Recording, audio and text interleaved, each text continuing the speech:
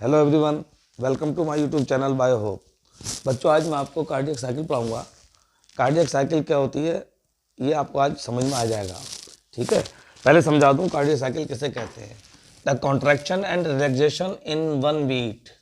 Heart में जो one beat बनती है हमारे, उसको हम कार्डियक साइकिल कहते हैं बेटा। ठीक है, the contraction and relaxation in one beat is called cardiac cycle. ये एक हमारा सेंटेंस पूरा हुआ। एक्चुअली एक कार्डियक साइकिल बराबर क्या होता है, वन बीट होता है। मैं समझा दूं पहले आपको। One cardiac cycle is equal to one beat, एक धड़कन। बीट मतलब धड़कन। ठीक है, तो एक कार्डियक साइकिल एक बीट के बराबर होती है, ये ध्यान रखिएगा। अब मैं आपको एक चीज़ बताने जा रहा हूं। जैसे 1 मिनट में हम बात करें, 1 मिनट में कितनी कार्डियक साइकिल डेवलप होती है, तो 72, अप्रोक्सीमेटली 72 कार्डियक साइकिल। आपको मालूम है, आपने सुन रखा होगा कि 1 मिनट में ह्यूमन हार्ट 72 टाइम बीट करता है। ठीक है, तो 72 से 75 टाइम भी कर सकता है, लेकिन एक अप्रोक्सीमेटली 72 टाइम करता है। तो 1 minute is equal to 72 cardiac cycle. यहां मैं नोट कर देता हूं। चाहे कार्डियक साइकिल कह लो या हार्ट बीट कह लो, एक ही बात है बेटा। ठीक है, तो ध्यान रखिएगा। अब एक कार्डियक साइकिल में कितना समय लगता है ये भी आपको मालूम होना चाहिए। One cardiac cycle is equal to आपको मालूम है 1 मिनट में 60 सेकंड होते हैं बेटा। तो 60 सेकंड में तो 72 कार्डियक साइकिल डेवलप हो रही है, और वन कार्डियक साइकिल में कितना हो जाएगा बताइए बच्चे। 60/72 इज इक्वल टू 0.8 सेकेंड। इतना समय लगता है, ध्यान रखिएगा, इंपॉर्टेंट क्वेश्चन है ये। 1 बीट में कितना समय लगता है, 0.8 सेकेंड का समय लगता है। कैलकुलेट करके आप निकाल सकते हैं इसको। ठीक है, अब हम एक चीज़ और दिखा रहे हैं आपको। इस पूरे डायग्राम को समझाने के लिए कार्डियक साइकिल कैसे कंप्लीट होती है, तो हमें 4 चीज़ें और मालूम होना चाहिए। आपने जैसे हार्ट बीट, पिछले वीडियो में मैंने आपको जब स्ट्रक्चर ऑफ हार्ट पढ़ाया था, तो उसमें मैंने बताया था कि किस तरह से ह्यूमन हार्ट 4 चैम्बर से मिलकर बना होता है। ये मैंने बना के थोड़ा दिखा रखा है। Left auricle, right auricle, left ventricle and right ventricle. ये 2 ऑरिकल है बेटा, ये 2 वेंट्रिकल है। ऑरिकल को एट्रियम भी कहते हैं। ये 2 ऑरिकल, ये 2 वेंट्रिकल। मैंने आपको बताया था जब दोनों ऑरिकल सिकुड़ते हैं, सिकुड़ने को बोलते हैं सिस्टोल। ठीक, उस समय दोनों वेंट्रिकल नीचे वाले फैले रहते हैं, यानी रिलैक्स कर रहे होते हैं। इसे कहते हैं डायस्टोल। ऑरिकल को सिकुड़ना सिस्टोल, ऑरिकल को फैलना ऑरिकुलर डायस्टोल। ये ऑरिकुलर सिस्टोल था, ये ऑरिकुलर डायस्टोल। ठीक है, तो जिस समय ऑरिकुलर सिस्टोल होता है उस समय वेंट्रिकुलर डायस्टोल होता है, और वेंट्रिकल सिकुड़ते हैं तो ऑरिकल फैल जाते हैं। तो जब वेंट्रिकुलर सिस्टोल होता है तो ऑरिकुलर डायस्टोल हो जाता है बेटा। ऑरिकुलर सिस्टोल तो वेंट्रिकुलर डायस्टोल, वेंट्रिकुलर सिस्टोल तो ऑरिकुलर डायस्टोल। इस तरह से हार्ट हमारा बीट करता है। तो एक कार्डियक साइकिल में अभी मैंने आपको बताया 0.8 सेकेंड का समय लगता है। ठीक, इसको हम थोड़ा यहाँ से पहले एक बात समझ ले, फिर जल्दी वो चीज़ समझ में आ जाएगी। एक पाई चार्ट बना के अभी आपको समझा देंगे। देखिए, जनरली ब्लड हमारा कहाँ मौजूद होता है, कहाँ से किधर जाता है, ये मैं थोड़ा समझा रहा हूँ। जैसे लंग्स में जो हमारा ब्लड है, जो प्योर ब्लड है, वो लंग्स से हमारा पल्मोनरी वेन से होता हुआ मैंने आपको पढ़ाया था लेफ्ट ऑरिकल में आता है। लेफ्ट ऑरिकल में मौजूद होते हैं बाइकस्पिड वाल्व। ठीक है, और इधर लेफ्ट ऑरिकल और राइट ऑरिकल, राइट वेंट्रिकल बीच में ट्राइकस्पिड वाल्व, और लेफ्ट ऑरिकल, लेफ्ट वेंट्रिकल बीच में बाइकस्पिड वाल्व। इन्हें हम एवी वाल्व भी कहते हैं। पिछले वीडियोस में हम आपको पढ़ा चुके हैं। जो हमने हार्ट आपको पढ़ाया था, इंटरनल स्ट्रक्चर ऑफ हार्ट जब पढ़ाया था, उस समय समझाई थी ये बातें। आप देखिए, उस वीडियो को आप देख लेंगे, जल्दी समझ में आएगा। ये एवी वाल्व की जब ओपनिंग होती है ना, खुलते हैं, तो ये ब्लड नीचे आता है लेफ्ट ऑरिकल से लेफ्ट वेंट्रिकल में, और राइट ऑरिकल से राइट वेंट्रिकल में जाता है। ठीक है, ये ब्लड कहाँ से रहा है, ये थोड़ा सा हिंट दे दूँ। लेकिन लंग से पल्मोनरी वेन लेकर ब्लड को कहाँ ले जाती थी, लेफ्ट ऑरिकल। लेफ्ट ऑरिकल से बाइकस्पिड वाल्व खुलते थे, ब्लड कहाँ जाता था, लेफ्ट वेंट्रिकल। लेफ्ट वेंट्रिकल से यहाँ सेमीलुनर वाल्व होते हैं, ये ब्लड को ये खुलते हैं, और ऑर्टा के थ्रू ब्लड, प्योर ब्लड कहाँ पहुँचता है हमारा, बॉडी ऑर्गन्स में। और बॉडी ऑर्गन से एक वेना केवा होती है, superior vena cava, inferior vena cava, ये सब मैंने आपको पढ़ाई थी। इनके थ्रू ब्लड होता हुआ फाइनली राइट वेंट ऑरिकल में पहुंच जाता है। ये इम्प्योर ब्लड है। अब ये ब्लड यहाँ से ट्राइकस्पिड वाल्व को ओपन होने से कहाँ पहुंचता है, राइट वेंट्रिकल में, और राइट वेंट्रिकल से पल्मोनरी आर्टरी लेके ब्लड को कहाँ पहुंच जाती है, दोबारा लंग्स में पहुंच जाती है। तो ये एक पूरा पाथवे है जो हम पहले भी डिस्कस कर चुके हैं पिछले वीडियोस में। ये सिर्फ इसलिए बनाया गया है, अभी मैं यहाँ पे आपको पाई चार्ट समझाऊंगा कार्डियक साइकिल को समझने के लिए, तो ये हेल्प करेगा आपका डायग्राम, थोड़ा सा आइडिया मिल जाता है इससे। थोड़ा एक छोटा सा पाई चार्ट यहाँ बना रहे हैं।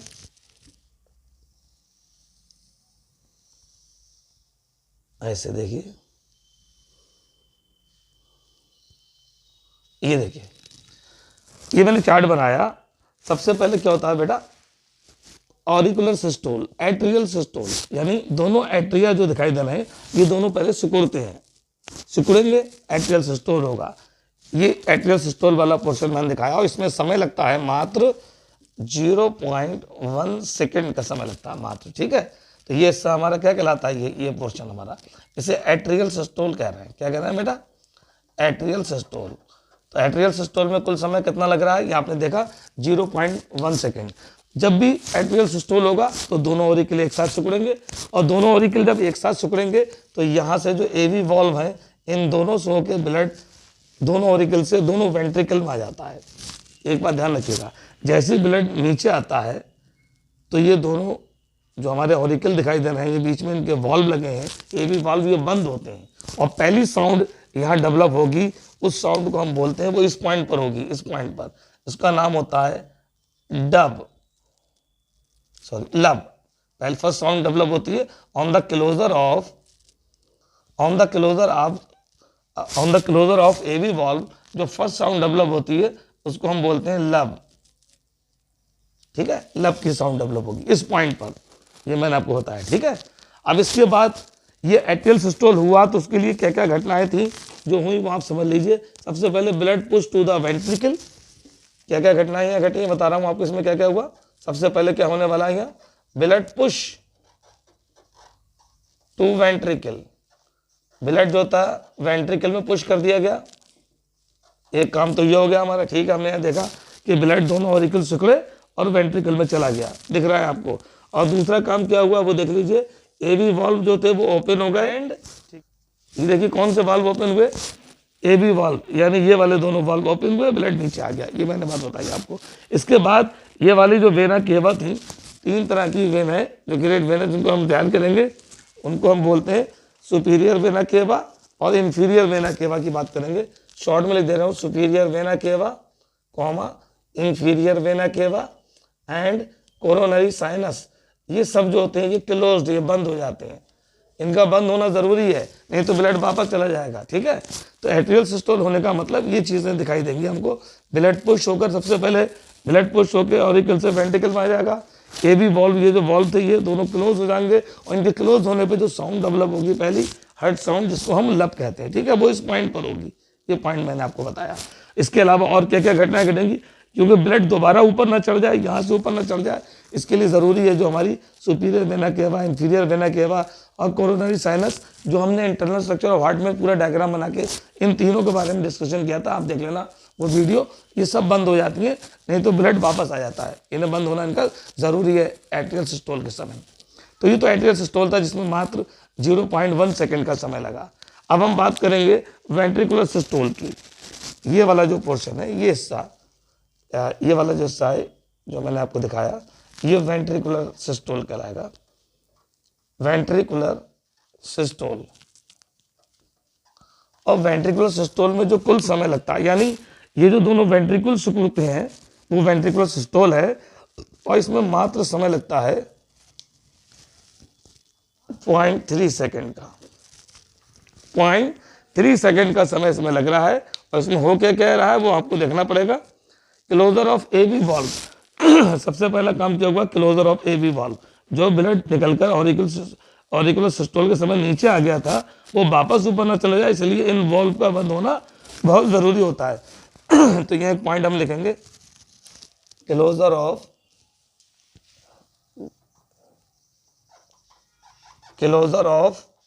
एवी वाल्व। तो एवी वाल्व हमारे बंद हो गए, देख रहे हैं, पहला काम तो ये हुआ यहाँ, ये क्लोजर ऑफ एवी वाल्व, जो एवी वाल्व थे वो बंद हो जाते हैं, ठीक है, ये ध्यान रखिएगा। इस समय ब्लड यहाँ भरा हुआ है क्योंकि दोनों ऑरिकल से ब्लड निकलकर नीचे आ चुका है, यानी दोनों वेंट्रिकल में, लेफ्ट वेंट्रिकल और राइट वेंट्रिकल में पहुंच चुका है। अब लेफ्ट और राइट वेंट्रिकल के अंदर दोनों में एक प्रेशर डेवलप हो चुका है। उस प्रेशर जो डेवलप हो रहा है उसको एक नाम दिया जाता है, उसे आइसोवॉल्यूमेट्रिक कॉन्ट्रैक्शन कहते हैं। समझ जाए, कॉन्ट्रैक्शन जो होगा वेंट्रिकल का उसे हम आइसोवॉल्यूमेट्रिक कॉन्ट्रैक्शन के नाम से जानते हैं। आइसोवॉल्यूमेट्रिक कॉन्ट्रैक्शन का मतलब कि ये जो हमारे दोनों वेंट्रिकल हैं, क्योंकि दोनों ऑरिकल से ब्लड नीचे जा चुका है, ये वाल्व बंद हो चुके हैं, अब ब्लड यहाँ भरा हुआ है और प्रेशर बहुत पड़ रहा है, उसको प्रेशर डेवलप हो रहा है। और अभी इस समय सेमिलुनर वाल्व जो यहाँ लगे हैं, इस सेमिलुनर वाल्व खुले नहीं है, वेंट्रिकल के सेमिलुनर वाल्व खुले नहीं है और ये वाले वाल्व बंद हो चुके हैं और ब्लड वेंट्रिकल में आ चुका है। एक स्थिति को समझिए, लेफ्ट ऑरिकल और राइट ऑरिकल से दोनों से ब्लड एबी वाल्व के खुलने के बाद नीचे आ चुका है, वेंट्रिकल में आ चुका है और ये दोनों वाल्व बंद हो चुके हैं और इधर अभी एट द मोमेंट इसी समय सेलुलर वाल्व खुले नहीं है। तो एक प्रेशर जो डेवलप हो रहा है, यानी वो सिकुड़ने की कोशिश कर रहा है, वो जो प्रेशर डेवलप हो रहा है तो वो आइसोवॉलेंट्रिक कॉन्ट्रैक्शन कहलाता है। ठीक है, प्रेशर डेवलप हो रहा है किसके ऊपर? वेंट्रिकल के ऊपर। आइसोवॉल्यूमेट्रिक होता है बेटा, आइसोवॉल्यूमेट्रिक,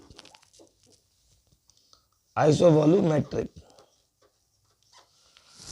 तो ये आइसोवॉल्यूमेट्रिक कॉन्ट्रैक्शन जो डेवलप हो रहा है, ये चारों वॉल्व के सिकुड़, ये इसके दोनों वेंट्रिकल के सिकुड़ने की वजह से डेवलप हो रहा है। तो आप एक बार फिर से समझिए, जैसे ही वेंट्रिकुलर सिस्टोल होगा उस समय मात्र 0.3 सेकंड का समय लगेगा।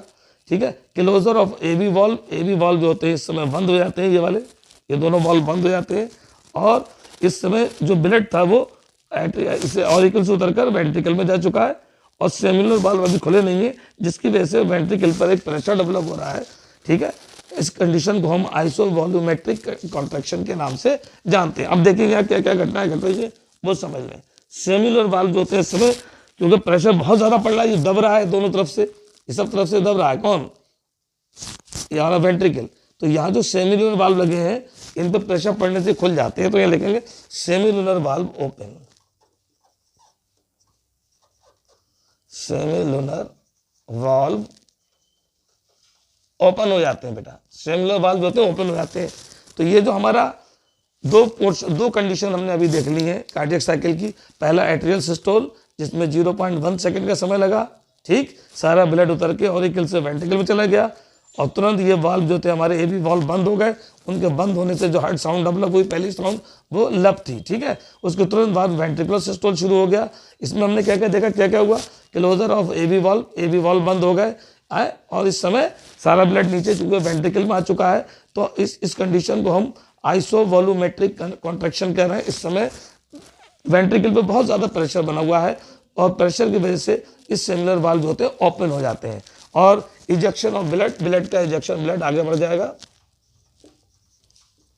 Ejection of blood. अब जैसे ब्लड भाई आगे बढ़ चुका है, अब ब्लड निकल के यहाँ जा चुका है, देखिए सेमिलर वाल्व ओपन हुए, ये ब्लड आगे ऑर्टा की तरफ चला गया। ठीक है, तो ये वाल्व फिर बाद में बंद होते हैं और जैसे ही बंद होते हैं, जिस पॉइंट पे बंद हो रहा है वो देखिए यहाँ बंद हो रहा है इस पॉइंट पे, तो ये एक साउंड डेवलप हो जाएगी, उसको बोलेंगे हम लोग डब। क्या बोलना है बेटा? डब। तो हार्ट की दो साउंड होती है, पिछले वीडियोस में हम आपको पढ़ा चुके हैं, lub dub. First sound is called lub, second sound is called dub. ये साउंड कब डेवलप होती है? जब वाल्व क्लोजर होते हैं, कभी भी वाल्व की ओपनिंग पे साउंड नहीं होती। ये जो साउंड डेवलप होती है हमेशा क्लोजर ऑफ वाल्व के बंद होने के बाद। जब ये एबी वाल्व बंद होंगे, बाइकस्पिड ट्राइकस्पिड वाल्व बंद होंगे, तब पहली साउंड डेवलप होगी, वो लब होगी। और जब ये सेमिलर वाल्व बंद होते हैं, तो डब साउंड डेवलप होती है। तो ये हमारे दो कंडीशंस मैंने आपको दिखाई कार्डियक साइकिल में, पहली एट्रियल सिस्टोल और दूसरी वेंट्रिकल सिस्टोल। कितना समय लगता है मैंने बता दिया आपको। एट्रियल सिस्टोल में 0.1 सेकंड का समय और वेंट्रिकल सिस्टोल में 0.3 सेकंड का समय। अब ये जो हमारा पूरा पोर्शन है, जैसे 0.1 और 0.3, ये हमारा कितना 0.4 हो गया। अब जो हमारा बचा 0.4 सेकेंड का समय, इसे हम ज्वाइंट डायस्टोल के नाम से जानते हैं। क्या बोलते हैं बेटा इसे? That is called joint diastole, यहाँ लिख दे रहे हैं, that is called joint diastole। आपको ध्यान होगा, ये हमने पिछले वीडियो में जो ईसीजी वाला वीडियो डाला था उसमें ज्वाइंट डायस्टोल का थोड़ा जिक्र किया था। ज्वाइंट डायस्टोल में समय पूछ लेते हैं मिनट में, 0.4 सेकंड का मात्र समय लगता है। और ये कंडीशन कब डेवलप होती है? ज्वाइंट डायस्टोल का मतलब all chamber closed. All chamber का मतलब एक ऐसा समय 0.4 सेकंड का होता है जिसमें ये चारों चैम्बर बिल्कुल क्लोज्ड होते हैं, बंद होते हैं। इसे ज्वाइंट डायस्टोल कहते हैं। तो यहाँ समझा दूं आपको, इसमें हो क्या रहा है, ऑल चैम्बर्स क्लोज्ड, ये सब चैम्बर जो होते हैं वो बंद हो जाते हैं। चारों चैम्बर यानी दोनों ऑरिकल बंद हो गए और दोनों वेंट्रिकल भी बंद हो चुके हैं। इसके बाद आगे देखिए, एक कंडीशन तो डेवलप हो गई, ज्वाइंट डायस्टोल में चारों चैम्बर बंद है और सेमीलुनर वाल्व भी क्लोज होना है। यहाँ पर एक चीज बड़ी इंपॉर्टेंट है, सेमीलुनर वाल्व भी क्लोज में है, सेमीलुनर वाल्व आल्सो क्लोज्ड। ठीक है, जब जब सेमीलुनर वाल्व क्लोज्ड होते हैं उसी समय एक साउंड डेवलप होती है, मैंने बताया था उसका नाम डब होता है, जो मैंने आपको अभी थोड़ी देर पहले बताया था। ठीक है, इसी समय ए बी वाल्व जो होते हैं खुल जाते हैं। एक चीज और ध्यान रखना, सेमीलुनर वाल्व जैसे ही ये बंद होंगे तुरंत ये वाले ए बी वाल्व खुल जाएंगे ताकि अगला ब्लड ऑरिकल से दोबारा से नीचे वेंट्रिकल में आ जाए। यहाँ लिख देंगे A B valve open, A B valve open. अब ए बी वाल्व ओपन हो चुके हैं। अब जब ए बी वाल्व ओपन हो चुके हैं तो ब्लड कहाँ जाएगा, नीचे वेंट्रिकल में आएगा। अब वेंट्रिकल में जो ब्लड की फिलिंग हो रही है वो कैसे कैसे होती है वो समझना है आपको, उसको मैं बता रहा हूँ आपको। ठीक है, इसी समय वेंट्रिकुलर फिलिंग स्टार्ट हो जाएगी नीचे, मैं दिखा दूंगा आपको समझाने के लिए।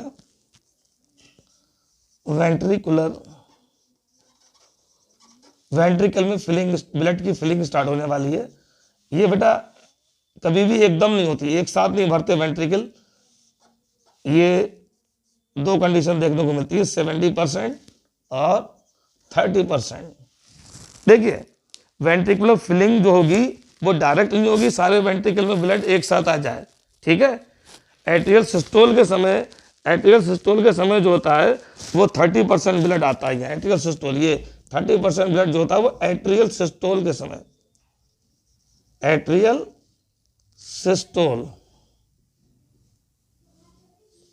सिस्टोल यानी ये वाला पोर्शन 0.1 सेकंड का समय जो एट्रियल सिस्टोल है, उस समय वेंट्रिकल की 30% फिलिंग होती है। अगर हम नीचे को आ जाए, दूसरा पॉइंट देखें, ज्वाइंट डायस्टोल वाला पोर्शन है, ये वाला पोर्शन देखें तो यहाँ पर हमको देखने को मिल रही है 70%। ज्वाइंट डायस्टोल के समय हमको 70% वेंट्रिकल की फिलिंग देखने को मिलती है। और ये फिलिंग जो ज्वाइंट डायस्टोल के समय होती है ये दो तरह से हो रही है बेटा, इसको भी समझो। इसमें 1/3 जो ब्लड होता है ना वो बहुत फास्ट तरीके से मूव करता है, बहुत फास्ट मतलब फिल होता है। और जो 1/3 नेक्स्ट जो 1/3 बचा वो स्लो करेगा, बहुत स्लो मूव करेगा। और इस कंडीशन को हम डायस्टेसिस के नाम से जानते हैं बेटा, डायस्टेसिस, इसको नाम दिया गया है बेटा हमको डायस्टेसिस। ये क्वेश्चन आ सकता है नीट में, इसे बच्चे ध्यान से देखेंगे, ये वाला डायस्टेसिस। ठीक है, तो हम ये बताना चाह रहे हैं ज्वाइंट डायस्टोल के समय क्या क्या घटनाएं घट रही हैं वो समझो। कार्डियक साइकिल के समय ऑल चैम्बर क्लोज्ड, यानी चारों चैम्बर बिल्कुल बंद है। सेम्युलर वाल्व जो होते हैं वो क्लोज्ड हो जाते हैं और ए बी वाल्व ओपन हो जाते हैं और वेंट्रिकुलर फिलिंग स्टार्ट हो जाती है। वेंट्रिकुलर फिलिंग जो होती है, वेंट्रिकल की फिलिंग एक साथ नहीं होती, वो दो स्टेप में हो रही है। 70% जो ब्लड वेंट्रिकल में जो भरता है आकर वो ज्वाइंट डायस्टोल के समय यानी 0.4 सेकंड के समय में भरता है। इस समय भी एक देखा जाता है कि इसका 1/3 जो ब्लड की फिलिंग हो रही है बहुत तेज होती है, फास्ट होती है, और 1/3 जो होती है स्लो होती है। जो 1/3 स्लो हो रही है बेटा उस कंडीशन को हम डायस्टेसिस कहते हैं। ये एक अच्छा क्वेश्चन है, नीट में मिल सकता है हमें। ठीक है, देख लो। अब 30% जो फिलिंग होती है वो एट्रियल सिस्टोल के समय हो रही है। ठीक है, ये फिलिंग ये देखा जाता है, ये वाली फिलिंग जो होती है फास्ट होती है, बहुत फास्ट फिलिंग होती है। तो इस तरह हमने कुछ चीज़ें यहाँ समझी हैं। एक कुछ क्वेश्चन और भी पूछे जाते हैं जनरली, जैसे हमने यहाँ आपको बताया।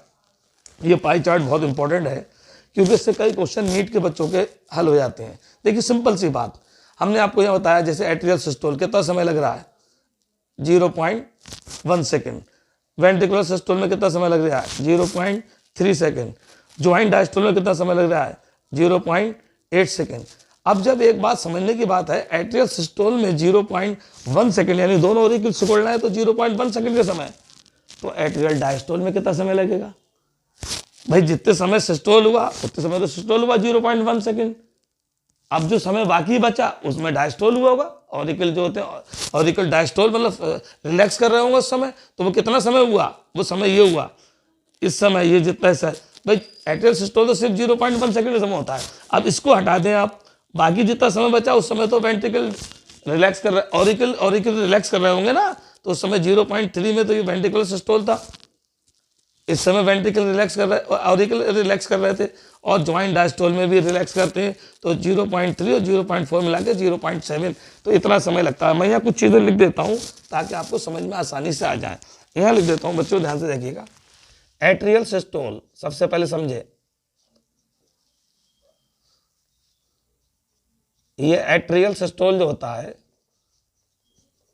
एट्रियल सिस्टोल में टोटल समय लगता है 0.1 सेकेंड, देखा है ये वाला बेटा। और जैसे ही हम एट्रियल डायस्टोल की बात करेंगे बेटा, यहाँ एट्रियल डायस्टोल में समय लगेगा वो 0.7 सेकेंड। अभी एक बार मैं फिर समझा दूंगा आपको।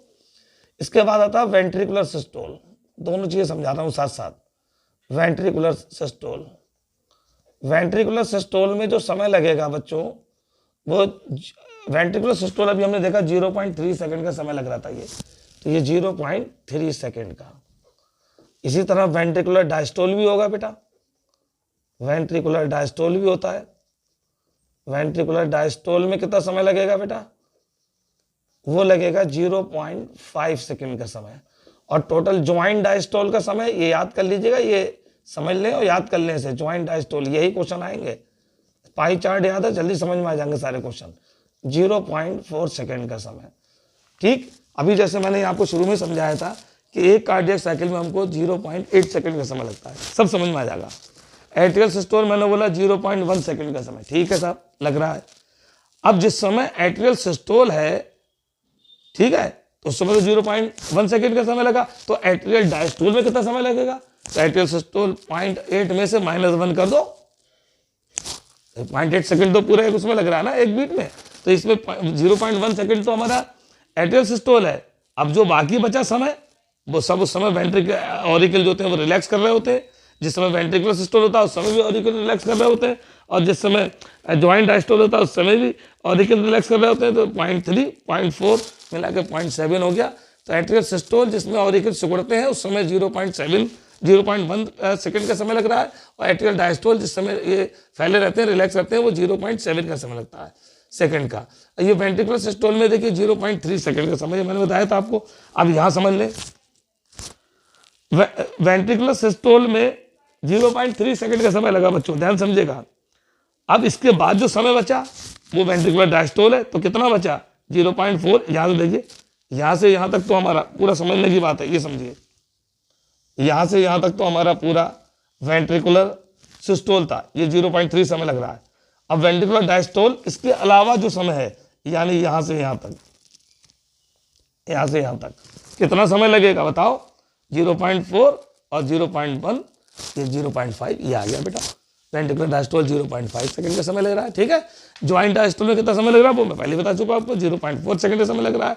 साउंड, पहली साउंड डेवलप कब होती है, लब, ये कब डेवलप होती है, after the atrial systole. Atrial systole जैसे कंप्लीट होगा और वेंट्रिकुलर सिस्टोल जैसे स्टार्ट होगा, उस समय ये एबी वाल्व बंद होंगे। इनके क्लोजर पे, एबी वाल्व के क्लोजर होने पे, बंद होने पर, समझे, ये साउंड डेवलप होती है जिसको हम लब कहते हैं, पहला साउंड, ठीक है, ये ध्यान रखिएगा। ये लिखा क्लोजर ऑफ एबी वाल्व, ठीक।